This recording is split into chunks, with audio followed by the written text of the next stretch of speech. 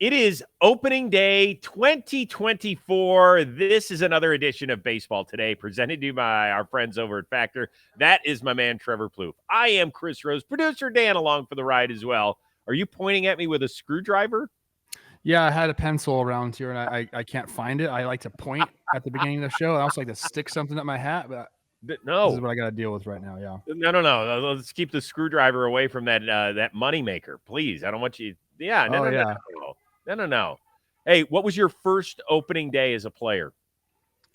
My first opening day as a player was 2012.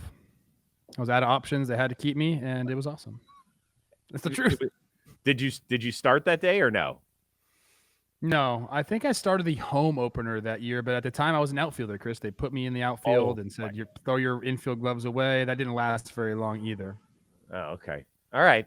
Well, if you're looking for something to stuff in your belly while you're watching all 15 games today, why don't you head over to our friends at Factor, right? Because eating better is easier thanks to Factor's delicious, ready-to-eat meals. They're always fresh. They're never frozen. They're chef-crafted, dietitian-approved, and ready to go in just 2 minutes. In fact, you'll have over 35 different options to choose from every week, and that includes Calorie Smart, Protein Plus, and Keto. And they'll also keep your belly full with more than 60 add-ons to keep you going throughout the day. So head on over to factormeals.com/baseball50. Use the code baseball50 to get half off. That's the code baseball50 at factormeals.com. For the second straight year, we're going to run through all 15 games that are expected to be played at some point. We got a question about each of them. So let's get it going. Buckle up for safety. Let's have some fun.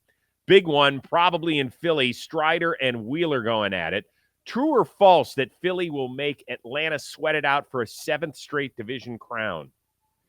I go true here. I think a lot of people think that the Phillies just want to sleepwalk into the playoffs and win the wild card. I don't know if that's the case. Even Toppers come out and said, no, that's not what we want to do. We want to win the division. I was going to say Atlanta in a landslide because their players play all the time. But if you go back and look, like the Phillies' main guys played a lot last year too. So that was going to be my reason why it's false. But I think they will give the Braves a run for their money in the division this year. To me, a run for the money means that they've got to be within probably 3 or 4 games with a couple weeks to go. Atlanta, though, last year won the season series pretty handily, but for the second straight year, Philly got them in the playoffs, and that's what Philly fans will point to is like, we don't really care. And I think that, yeah, they don't really care. They just want to get to the playoffs. They trust those guys at the top of their rotation. Who knows what their organization might look like after a July trade deadline. I think that I think Atlanta wins this thing by at least 5 games. I don't think they have to sweat it out. I'm just that much of a believer in the Atlanta Braves, whom I did pick to win the 2024 World Series. Another rivalry that we've got, Yankees and Astros. It's a pair of left-handers. Nestor against Framber in this one. Are the Yankees even a top 3 team in the American League going into the season? With Garrett Cole, they're in contention. Without Garrett Cole, they're not in contention. I think this lineup can really bang. If everyone stays healthy, I think we're going to see a much different looking offense from the Yankees. Top 3 is tough because there's some really, really good teams in the AL. I mean, like I've mentioned this on the show before, like the top tier of the Major League Baseball is really nice right now. So I'll say yes with Garrett Cole, no without Garrett Cole. Well, he's going to come back at some point this year. So where do you draw the line? They need. I mean, if he is there before the All-Star break, I'll say yeah. Okay, which I think he's supposed to be, but you never know. Right. So I've got Houston ahead of them. I've got Baltimore, who I expect to win that division. I've got Toronto, whom I picked to represent the American. I know it's crazy. Believe me, every time I make that pick, I can't believe I'm doing it. I'm like, you're an idiot. There's no way. They're too inconsistent. They're talented, but something holds them back. And possibly Seattle, I would throw in there as well, which I know is nuts too. I like being a little nutty at this time of year, Trevor Plouffe. So I'm going to say no at this point. What? You think the Juan Soto edition is I think going to be a massive, massive difference. Could be. Yeah. Could be. I mean, he was really the only player in San Diego that played worth a damn offensively last season. So I'll listen to that argument all day. I just think there's a couple teams that are better. Nobody was better than the Texas Rangers last year. They are the defending champions. They'll get their rings. First time ever. It's going to be really cool as they take on the Chicago Cubs. Now, Bruce Bochy led Texas to its first title in his first year there. Do you think that Craig Counsell can be a similar type difference maker in Chicago? Maybe not win it all, but at least get them back to the playoffs and maybe a little bit of a run. You know how I'm going to answer this. I don't think it was Bruce Bochy that got them to the World Series or to win the World Series. Okay, obviously he played a little bit of a part in it, but it's really the front office and the players. But the front office should get credit for that World Series in Texas last year. They kept going in. So to answer the question, he can Counsell can make a difference, but he needs the same type of help at the deadline like Bochy got. I know how much you like manager questions, which is why I think I've got a couple of them in this list. Yeah, you do. So there you go. I always thought it was a tough spot for David Ross. You know, when he took over in 2020, he was managing guys that he helped win a World Series with as a player. And I always feel like that's a strange dynamic, right? Wouldn't it have been weird if you had been coached by a teammate or managed by a teammate? 100%. I wouldn't listen to anything he said. Right. You would have had a hard time, even if you I guess it depends on who it was, but like if it was like Jim Tomei or some of that, I will listen to him. But if it was like one of my freaking boys, like Ross was like one of the guys. Yeah, he was one of the boys, dude. He was one of the boys. I wouldn't listen to anything he said. Right. So I always felt like that was now. How many games difference does that matter? And people always blast their managers for every strategic move. Like nobody ever likes the strategy coming out of the manager's office because they always feel like it's coming from upper management anyway. But I do believe that Craig Counsell can make a difference. We're talking about unprecedented success that the Brewers had with him in the dugout. They made the playoffs 5 of his last 6 years. Why are you smirking at me? It's true. Go. Hold on here. Listen for a second. Okay. The Brewers never made it to the playoffs in consecutive years until Craig Counsell took over as a manager. And what did he have, bro? He had MVP winners in Braun and Prince Fielder. And he had CC Sabathia come over. Like, this guy had players. He still has players. Sabathia? He wasn't there. Who was the manager then?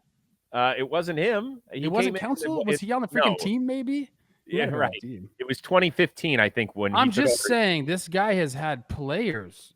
C. Rose. I know it hasn't been a full roster all the time, but like the pitching this guy has had, like he's had an MVP in Christian Yelich. Like it's not like he's had absolutely nothing, and we're talking about a guy that's conjured up something out of nothing. He's had legit pitching there almost the entire time he's been there. Okay, right. With the bullpen to boot. By the way, this isn't breaking news that managers have to have good players. When was Counsell hired? I need to know that now. 2015, I believe, is when he was there. And he's won 700 games as a manager. He's done a really, really good job.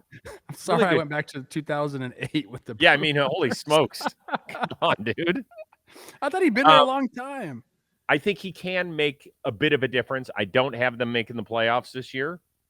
So I guess the answer to the question is not nearly as much as Bruce Bochy.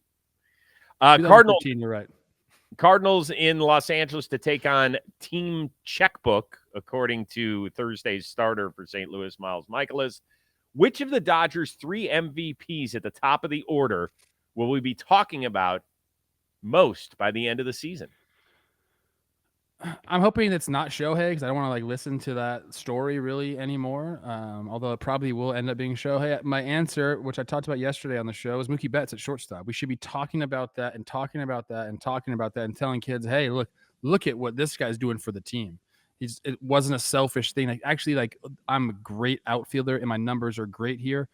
Let me stay there. It's like, how can I help the team any way possible? So I think the Mookie Betts thing we should be talking about way more than we are. And the thing for me was that, when we had Miguel Rojas on the Rose rotation, I asked him what the stiffest challenge was for Mookie. He said, listen, just seeing the ball differently from totally different angles, trying to figure out how much arm strength to use on a given throw. He goes, your body is going to get eaten up much more at shortstop than it does elsewhere on the field. And so that's something that could affect him at the top of the order. Once again, you're smirking at me. Why are you smirking? I'm going to go look up when Craig Counsell last played as a player. I just got that one so wrong. I feel bad. I'm going to say his last at bat came in He 2011. he was teammates when Prince was there and CC was there. So yeah, Yeah, that's my bad. I knew he was around. it's okay. It's okay. For me, I told you I'm going with Freddie Freeman to win his second National League MVP, his first one with the Dodgers. He's been close the last 2 years, a third and a fourth place finish. He is a doubles hitting machine. With his swing, it looks like he never goes into a slump. I've never seen a guy go gap to gap better than Freddie Freeman does.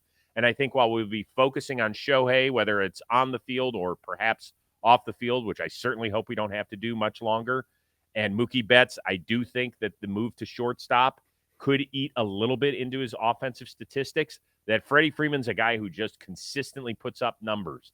And so I think he's going to be the guy that we talk about a little bit more. It's certainly not going to be because he changed his hairstyle.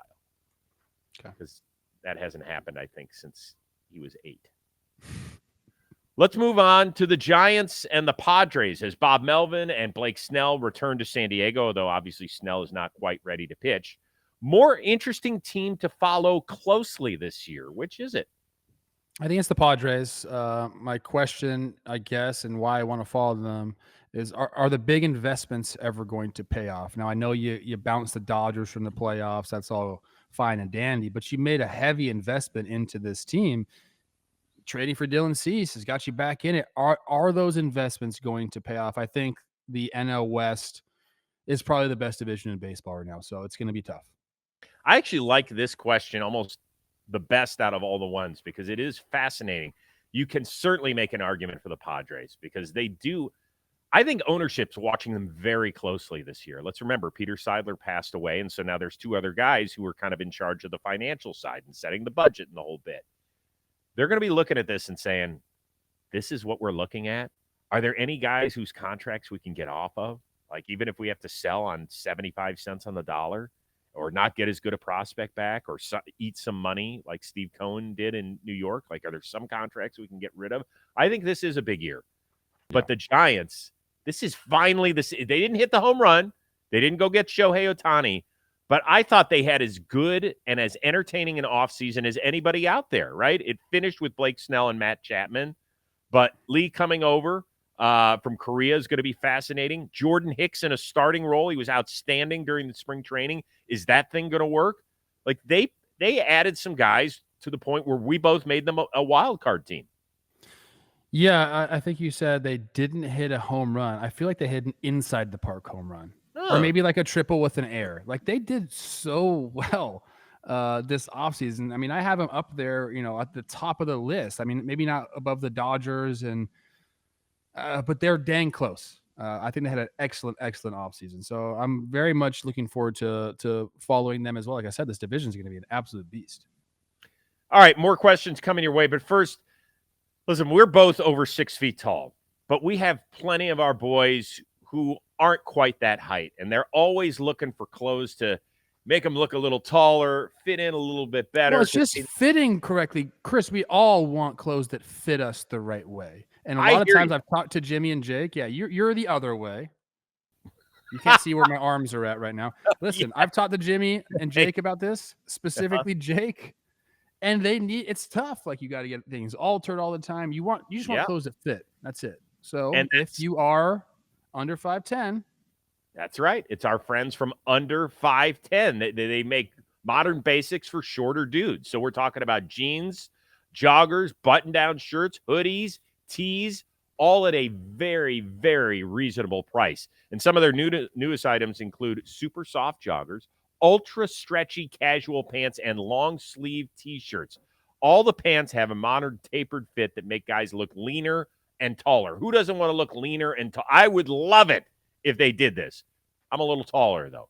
Shirt sleeves and length are just right. They're going to make you look snazzy on top of everything else. So if you're a shorter guy that's looking for stylish and comfortable clothes that actually fit under 5'10", it is your solution.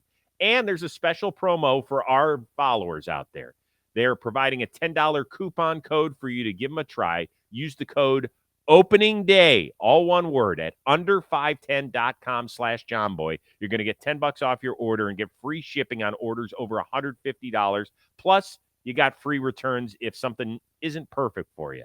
They also set up a page with our favorite items, so go check that out by clicking on the link in the description below.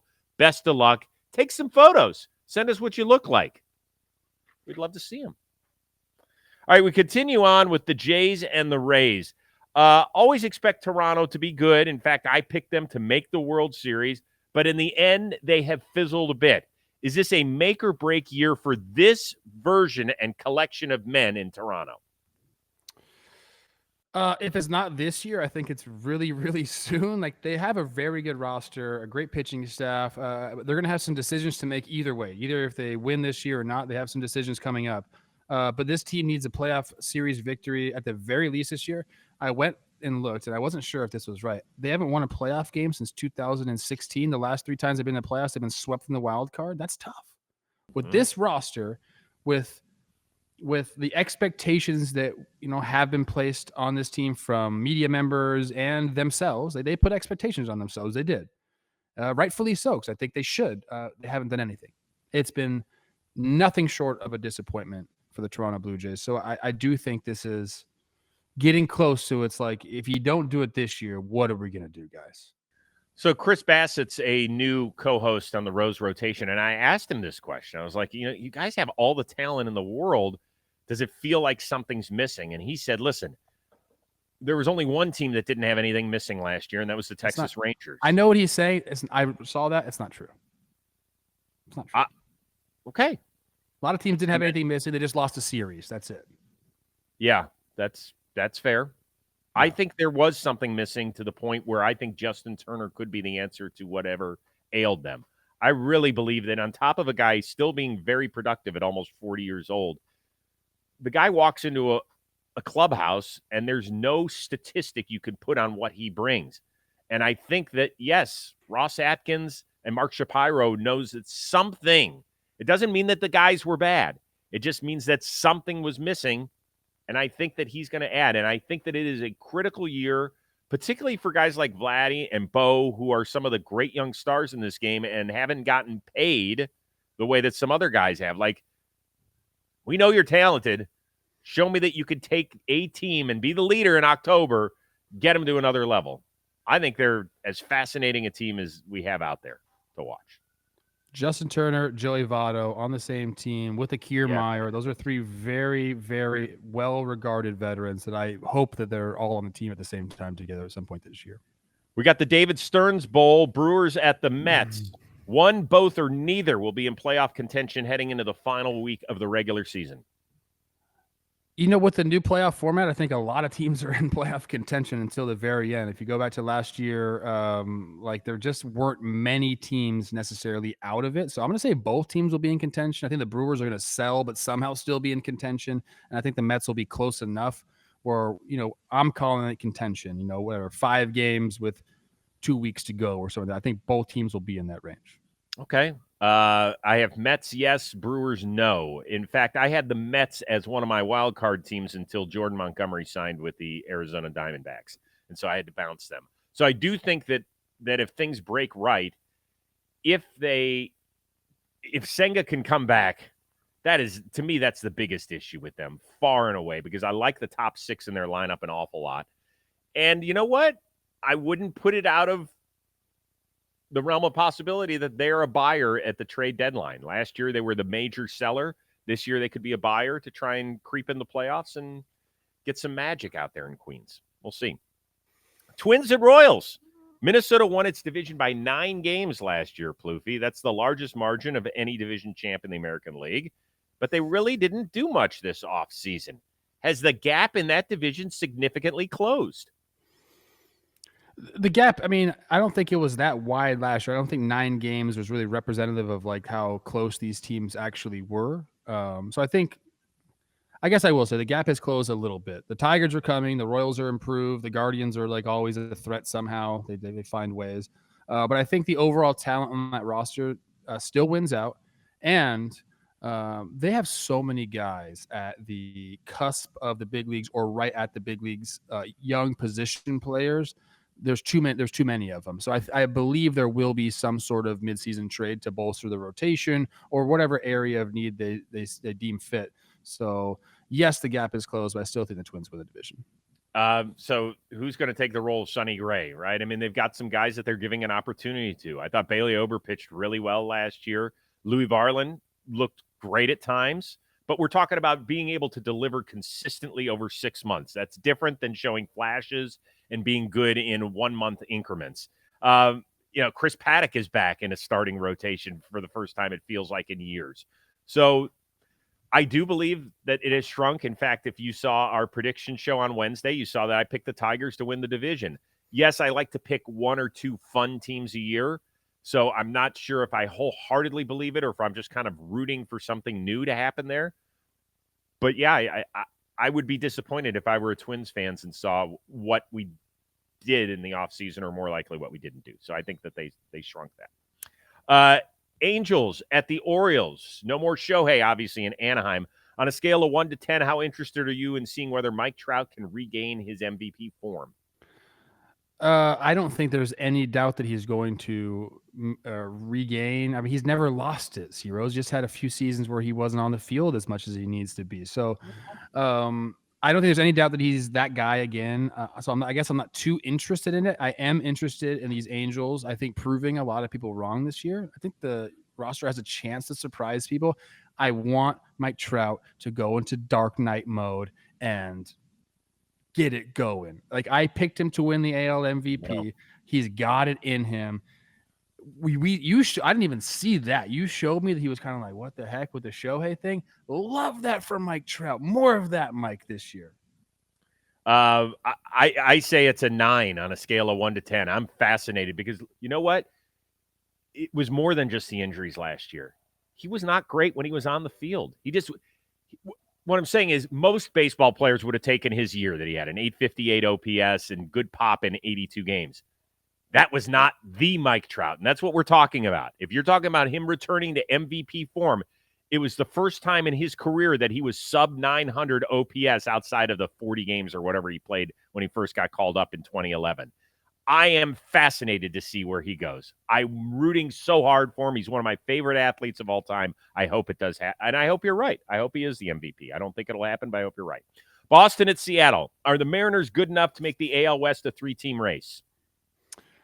Oh, 100%. I have them winning the AL West. I think they have guys that if they, like, you have Julio Rodriguez winning the MVP. Like, I think that there's a good chance that he has a monster year. I think with that pitching staff, like, the sky's the limit for this team. I really, really believe that. They've been left out of the dance now last year. Like, that's a real bad taste in their mouth. So I think they come out extra motivated. I don't like to use that term a lot because I think you're always motivated. But I have a feeling that this team doesn't want to turn in to the Blue Jays. And that's kind of where they're headed. Like, they're the West Coast Blue Jays. So I think I have them winning the AL West this year. I just like this team a lot. I just have this feeling. So I don't know what the question was. Can it be a 3-team race? You said yes because you have them winning the division. Okay. Answer the question, yes. Yeah, I think it will be a 3-team race. In fact, I think they'll finish second in that 3-team race. I don't think the champs are making the playoffs. Yeah, you're out on the Rangers, huh? And I don't know why. I think their thought process is, well, Scherzer and DeGrom and Molly are going to help us the back half of the season, and we're talking about some aging guys there. You had both World Series teams not even making the playoffs until Arizona. Until Jordan Montgomery. You're right. I told you I'm not good at this shit. Okay. I mean, that's good for those teams, so don't get on me. Yes, it will be a 3-team race. Rockies, speaking of the Diamondbacks, Rockies will be paying a visit. Diamondbacks are coming off a World Series appearance, and most people feel like they have significantly improved. Where do you rank them in the National League pecking order? I have them on the second tier. They snuck into the playoffs last year. People forget that. It was 184 games, snuck into the playoffs. I think we'd be thinking about this team drastically differently if they didn't make the playoffs last year. Okay. Even with the offseason they had, I love the offseason they've had. I think they've improved their roster everywhere. I just think that they're a tick below Dodgers, Phillies, Braves, etc. Like, I think they're just, and you know what? If they come out and do it again this year, then maybe they move up to that tier. But for now, I have them on that second tier. So I would call them tier 2.5. Braves and Dodgers are alone atop. Then Phillies? I have Phillies there too. I don't. then it's the Phillies, and then it's the Diamondbacks a half step below them. Okay. But to me, I think that if you said that the Arizona Diamondbacks are the fourth best team in the National League going into the year, I think most Diamondbacks fans would be like, great, cool. That's fine. We'll make it as a wild card and we'll shove it again at you. Are they second in the NL West this year? Yeah, I think I've got them ahead of the Giants. Okay. Yes. And I think those teams are closer than we all want to admit. Yes, I do too. I do think the Seawald injury, that kind of snuck below the radar a little bit. Like, those are tricky. It could take him a while. He's been very, very consistent over the last few years. Really, really good. I think that could hurt him a little bit out of the gate. We'll see. White Sox and Tigers. Is Detroit the most interesting team we haven't talked about much this offseason? I feel like we have been talking a lot about them. You even picked them to win the AL Central, but they definitely have like the dark horse energy. But the way I think about baseball, like a lot of their success is based on guys taking that next step, and I like to see it. Same with the Brewers, like they're relying on a lot of young guys taking this next step, and sure it could happen. But I like in my like rankings and the way I view teams, I want to see it happen before we really just jump to conclusions. They give guys like extensions. Colt Keith, what's he gonna do? I know you got Screwball even winning the freaking side. You're high on these. You are high on these Tigers. I dig the vibe. I'm in on them being that dark horse. But they got to prove it, I guess. Okay. How many games they win last year? 75? Right, I know. And I think they're going to make a big leap. I think they go up by double digits. I do think they win the division. Yeah, a lot of it is predicated on young guys staying healthy and coming through. Like Torkelson had a half season. Right? If you go look at his WAR, it was under 1 for the whole year. But yeah, Carpenter had a fantastic season for him last year. Riley Green, please just stay on the field. Rogers did hit 21 bombs for him. I need one of these three guys, Colt Keith, Parker Meadows, or Matt Vierling, to really like boom. I know Vierling's a little older at 27, but I need one of them to kind of pop and join a group that kind of takes them. And by the way, their rotation is so deep that Matt Manning, who wasn't that bad, got booted to AAA. So I kind of like him. We'll see. Let's do these last three pretty quickly. Nats at Reds. Which youngster on Cincinnati will leave the biggest impression this season? Will Benson. I believe in the power. I think if you give him a full season of at-bats, you're watching a 30-30 season happen. Spencer Steer, who I think is going to be a 2020 guy at the very least. Quiet, productive, steady, doesn't get the flash. Obviously, the news of Matt McClain being out possibly the year. They're hoping they'll get him back in August or September. Means that somebody's going to have to kind of carry this team a little bit. I think he's a guy. Interesting that neither one of us picked Ellie De La Cruz, by the way. Yeah. I'm excited about that too. Pittsburgh at Miami. Are you more interested in seeing if Pittsburgh can finally make an impression or see how Miami follows up its playoff appearance? I'm definitely interested in the Marlins. Hopefully, Yuri Perez is okay. I think initial reports are that he's not going to miss too much time, so that's good. Let's see if they can get the lineup going. They've made a lot of additions and improvements to it, and I feel like this is like kind of like Australia. Like the Marlins are Australia. Like a bunch of kind of like castaway misfit type players are on that roster, and can they gel and become Australia? That's also a continent, people, not just a country. Ooh, good for you. Getting a little geography class here on baseball today. The Pirates are interesting. They've got like a legit lineup. I want to see how good Henry Davis could be a full season as a major league catcher. Their rotation, Jared Jones, one of their top prospects, is going to be smack dab in the middle of that thing. When are we going to see Paul Skeens? Like, I've got some interest in this team a little bit.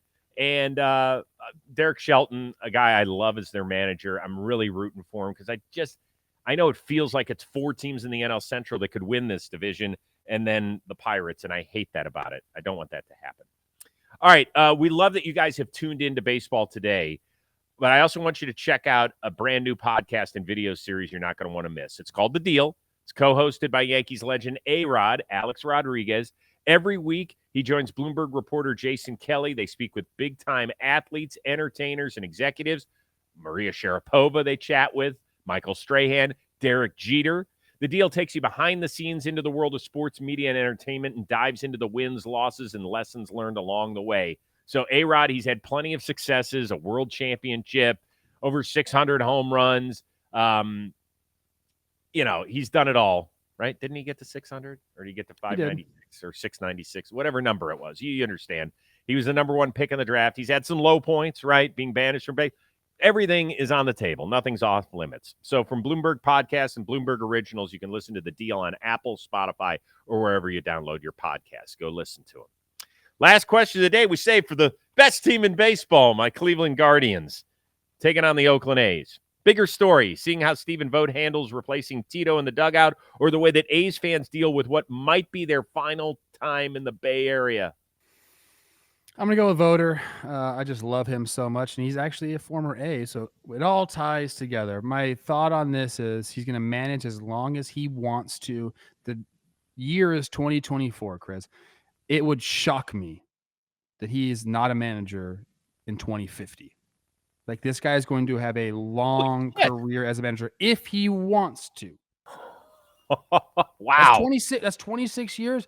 He could easily do it. That is this type of guy. Maybe he transitions into a front office role or whatever. He's going to be in the game of baseball come 2050. He's just that type of person. So Cleveland, you got a good one. I'll give that to you. One of my favorite guys in baseball, managing my favorite team. It can't work out better. I am rooting for him.